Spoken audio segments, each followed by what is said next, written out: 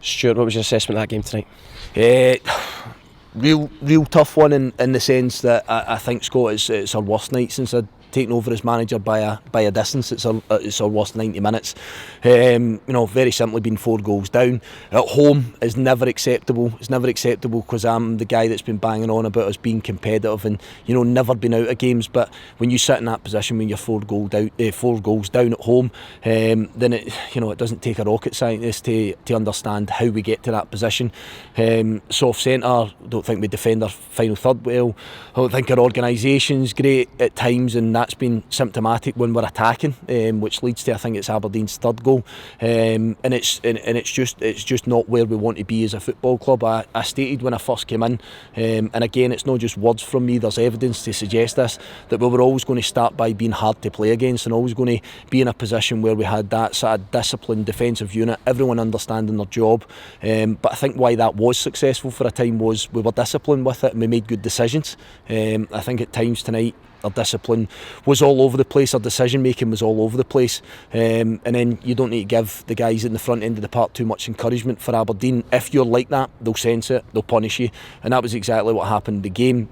I suppose the positive is that you go and score 2 goals, but again, I've said that to the players, and everyone will have heard this in football before, that it becomes so easy to then go and throw caution to win, score 2 goals when you're 4-0 down. It doesn't stand for anything, it doesn't count for anything other than a couple of strikers get another couple of goals. But in my mind, it's not the bit that I'm going to sit here hinging that we were much better at that point and we started scoring goals, because we put ourselves in a position that we were a mile out of a game of football, and I never felt that was going to be the case, to be honest with you, especially playing at home, because the signs are Aberdeen's the only team that have not played in my time, but with everybody else I think that we've been there or thereabouts, even on our days that weren't our best.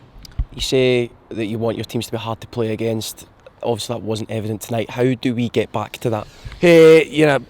Stripping it back, I think that you look at the bit at the top end of the park. What you need to be a good team is you need all aspects, all facets functioning. But I think it's undoubted that if you've conceded 7 goals at home in the last 2 games of football, then we have to really get the microscope on that defensive aspect, what we're doing when we don't have the ball, because it's not good enough. It's as simple as that. I'm not going to stand here all blasé and start saying that it's okay, we'll click our fingers and that'll be better on Saturday.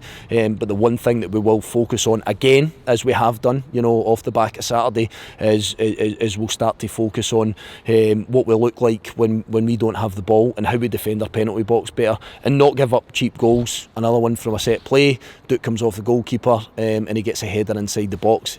Those things can be avoided. I don't think you need to be a good player, and I don't think you need to be you don't need to be thinking about what you're doing when you receive possession of the ball at that moment. You're designated a role and you must go and try and execute it. But I refer back to, Scotty, there is loads of evidence to suggest that guys that were on the park have been able to do that. They've had plenty of plaudits with their performances and their results. But what I also can't do is just hinge on that and say that that's all right, that happened weeks ago or that happened months ago. What it needs to be for us is about the here and now, and we've got a tough task going away to Rugby Park on Saturday. But as I've said, what it does is I wouldn't like to wait another week for my opportunity. I would love the opportunity to go again on Saturday, and that's what the players are going to have. But we're going to have to stand up and be counted in amongst that. I was just going to say, Stuart, is it a good thing that we've got 3 games starting on Saturday in 7 days to try and put this right? It's only good if you perform better. It's only good if you make better decisions, Scott. And again, I'm not going to try and sugarcoat it. I'm not trying to, I won't throw the players under the bus either, because I think what we are is a very, very together group. I think what we are is a staff and players and coaching staff. Everyone, we're very united and we're very together.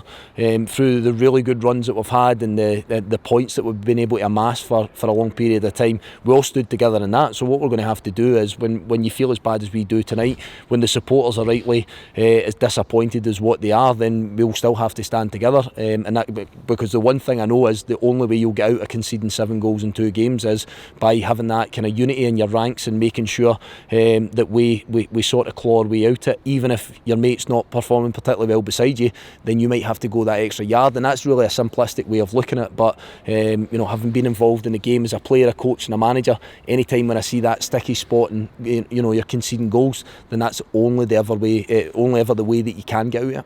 Thanks for your time, Stuart. Thanks.